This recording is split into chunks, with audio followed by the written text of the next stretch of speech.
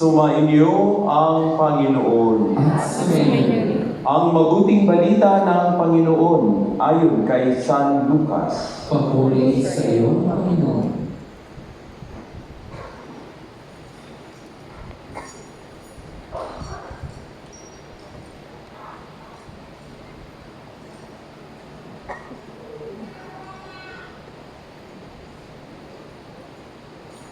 Noong panahong iyon, napuspos ng Espiritu Santo si Zacarias na ama ni Juan at nagpahayag ng ganito, "Purihin ang Panginoong Diyos ng Israel, sapagkat nilingap niya at pinalaya ang kaniyang bayan. At nagpadala siya sa atin ng isang makapangyarihang tagapagligtas mula sa lipin ni David na kaniyang lingkod. Ipinangako niya sa pamamagitan ng kaniyang banal na propeta noong una na ililigtas niya tayo sa ating mga kaaway at sa kamay ng lahat ng napupuot sa atin. Ipinangako rin niya na kahabagan ang ating mga magulang at alalahanin ang kaniyang banal na tipan. Iyan ang sumpang binitiwan niya sa ating amang si Abraham na ililigtas tayo sa ating mga kaaway upang walang takot na makasamba sa Kanya at maging banal at matuwid ang Kaniyang paningin habang tayo'y nabubuhay. Ikaw naman, anak, ay tatawaging propeta ng kataas-taasan sapagkat mauuna ka sa Panginoon upang ihanda ang Kaniyang mga daraanan at ituro sa kaniyang bayan ang landas ng kaligtasan, ang kapatawaran ng kanilang mga kasalanan.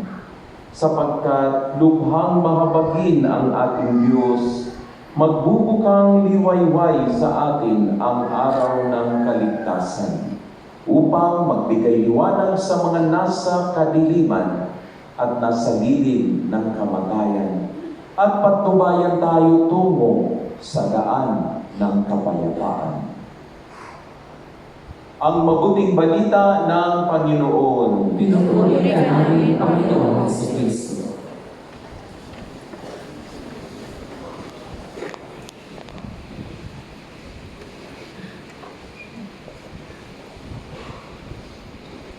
Magandang umaga po. Mapagpalang umaga po. Okay. Sino ang nakakumpleto ng 9 days? Yes, ang dami. Congratulations. Palakpakan natin. Okay. At dahil nakakumpleto kayo, pakitingin sa inyong katabi at sabihin, sanang pamasko ko. Tignan nyo kung anong reaction mo sa kanila. Okay? Natuwa pa rin ba? Parang sinisingil nyo, ha? Grabe kayo. Okay. Napakasarap ng pakiramdam kapag pinaghirapan mo at ikaw ay nagtagumpay sa iyong pangarap. Tama? Kasi nagsimula tayo nitong nobinaryo natin, tapos challenge ko sa inyo, sana mabuo at mabuo na natin ang siyam na araw. Kaya ang nasa puso natin ngayon ay pasasalamat. Pasasalamat sa Panginoon dahil sa dami-daming mga biyaya ibinibigay niya sa atin. Kaya ito din ang mensahe ng ating Ebanghelyo ngayon, the Canticle of Zechariah. Okay. Teka, mahilig kasi na sa acronym ako, di ba? Baka marami na kayong natutunan sa siyam na araw nating mga misa dito. Sige nga. Ano ang hindi mo na sa sipahan ng mga acronym. Ano ang ibig sabihin ng ASAP?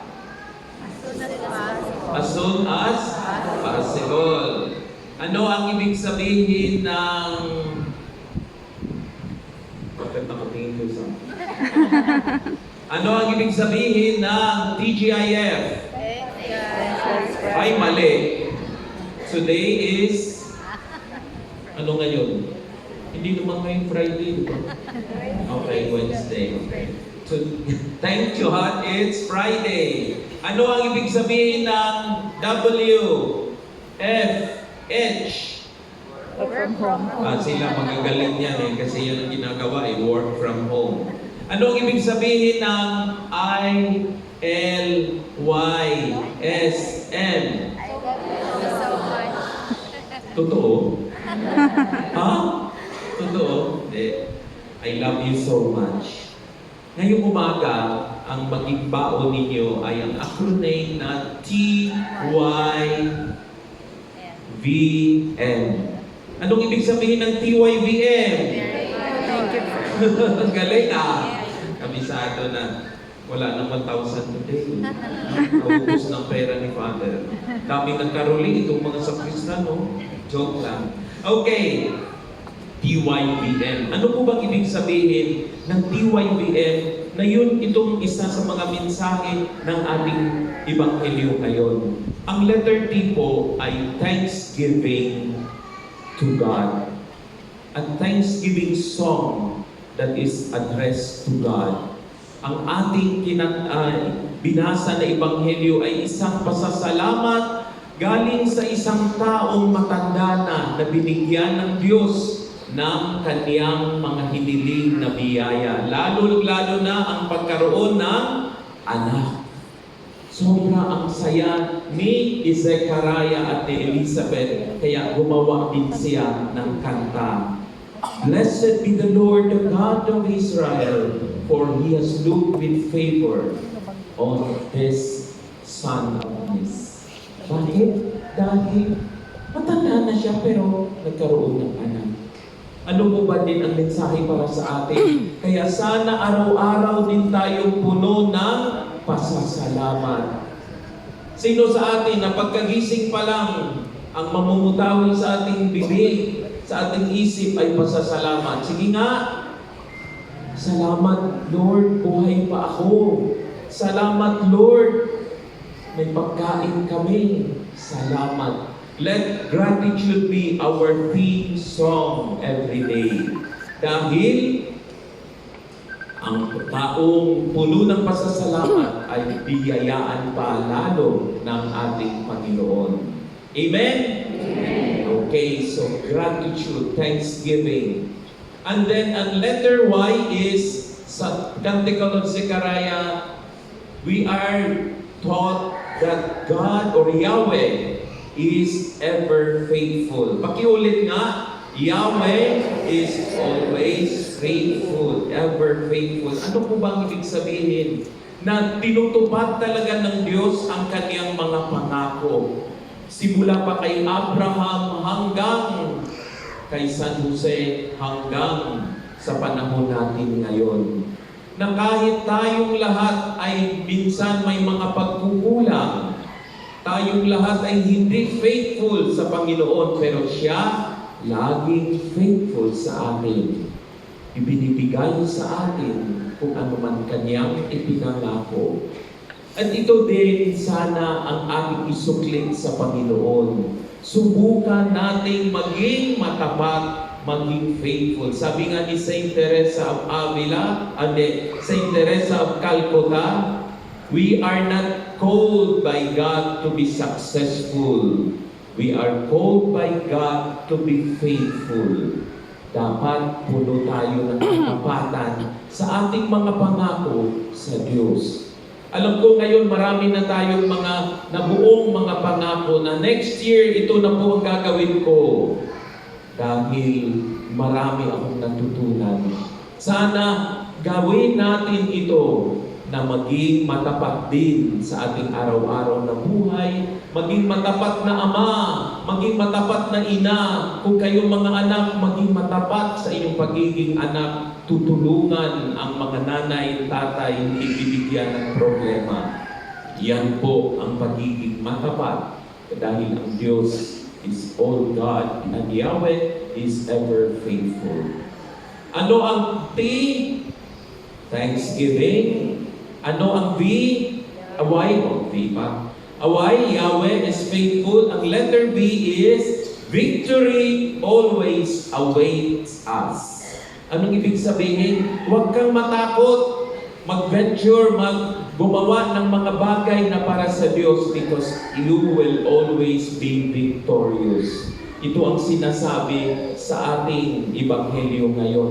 Ililigtas, ilalayo tayo sa ating mga kaaway, sa lahat ng pupuot sa atin, dahil God will always be victorious. Jesus was victorious even against death, dahil siya ay muling nabuhay. Kaya huwag kayong mag-alala kung ano mang pinagdadaanan ninyo. Rest assured that God will always be faithful and will give you victory sa iyong pinaglalaban. And lastly, ano ang last letter? P-Y-V-M. The mercy of God is endless. Walang hanggan ang habag ng Panginoon. Alam nyo, simula pa tayong maliit, di ba? Pag nangungumpisa tayo, pinapatawad. Bakit? Because God's mercy is endless. Tayo, ang awa natin, ang habag natin ay may limitasyon. Totoo, hindi. Minsan sasabihin mo pa nga, naawa ako sa iyo ngayon, pero sige, ulitin mo pa. Lugod ka sa akin. Totoo, hindi. Ganyan. Pero ang Diyos, He will always wait for us to return to Him because His mercy is endless. Sige nga, ano ang why? Thanks. Nararambol ko eh. Ganyan kasi ako pag nagtuturo, no? Para talagang naintindihan. Ano ang M? Mercy. Ano ang V? Victory. Ano ang Y? Yahweh. Ano ang T? Thanksgiving. Okay. At itong awit na ito ay isang panalangin. Kaya, bigyan ko kayo, ito na yung last, di ba? Last na misa din natin sa Misa ni Gallio. Ito din yung isang tuturo natin mula sa Panginoon. That when we pray, dapat mula sa puso. Okay? Bakit? Minsan tayo nagdadasal automatic na. Pati nga pagsisimba ay obligasyon ang tingin natin. Totoo? Hindi. Pero dapat, pag nagsisimba ka, nananalangin ka, ginagawa mo ito dahil mahal mo ang Diyos. If our prayer comes from the heart, I tell you, God will surely answer you. Kaya nga madalas sa atin ay nagdarasal, Father, bakit kaya hindi siya nasagot ng Panginoon? Because we only pray from our lips, from our minds, not from our hearts. Last na kwento. Di pa kayo tulog? Malapit na, Father. Okay? Once upon a time, ano sa Tagalog? Sabihin mo na lang one day, Father. Isang araw. Okay. Mayroon pong isang farmer. Anong ginagawa itong farmer? Maglalakad po siya ng for almost 2 hours para makarating sa kaniyang farm. Pagdating na niya doon, bubuklatin na niya ang kanyang prayer book at magdasal na siya. At para katapos ng dasal niya, magsimula na siya sa kaniyang trabaho, sa kanyang pagbubungkal ng lupa.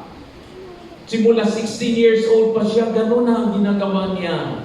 Hanggang tumanda siya, nakapag-asawa siya, hanggang naging 65 years old na siya. So isang araw, ano sa English? Ayun, nakuha nyo na. One day, pumunta si tatay ulit. Naglakad for 2 hours. Pagdating niya doon, nung binuksan niya ang kanyang bag, nagulat siya dahil wala ang kanyang prayer book. Lungkot na lungkot si tatay. Sabi niya, paano to Lord? Babalik pa ba ako? Maglalakad for 2 hours, tapos balik 2 hours, at saka pa ako makapag-pray and then magtrabaho. Sabi niya, Lord, ganito na lang po ang prayer ko. In the name of the Father, the Son, the Holy Spirit. Sabi niya, A, B, C, D. Anong kasunod? E. Sunod. F. Oh, galing. Okay? So, nirecite niya ang alphabet. Pagdating na sa Z, binalik niya A, B, C, D. Inulit niya ng 10 times ang alphabet. At nung matapos na ang pang 10 times, sabi niya, Lord Jesus, pwede ko ba kayo na lang po mag-arrange ng lahat ng mga letters na aking nirecite at para magiging mga salita na nandoon nakasulat sa aking prayer book. At sabi niya, sa ngalan ng Ama, ng Anak at ng Espiritu Santo. At tumuloy na siya sa kanyang pagtatrabaho. Nung pauwi na siya, antayin natin kasi malayo yun. Okay na tayo? Okay. Oo, sige, 2 hours. sige. Medyo madilim-dilim na. Tapos, biglang may nagpakita ng anghel sa kanya. At ang sabi, alam niyo ang sinabi ng anghel? Ha? Sino sa inyong gustong malaman kung sinabi ng anghel? Ay, konti lang. Sige, mamaya pagkatapos ng misa, ibubulong ko sa inyo. Anong sinabi ng anghel? Tay, sa napakaraming dasal na inalay ngayong araw na ito ng mga tao, ang iyong panalangin touched the heart of God. God was touched by the prayer of the old man. Hindi ko po sinasabi na simula ngayon pag mag-pray kayo, A, B, C, D. No, hindi po ganon. Ang ibig ko lang sabihin na sana kapag magdasal tayo mula sa puso. Because when we pray with our hearts, we touch the heart of God.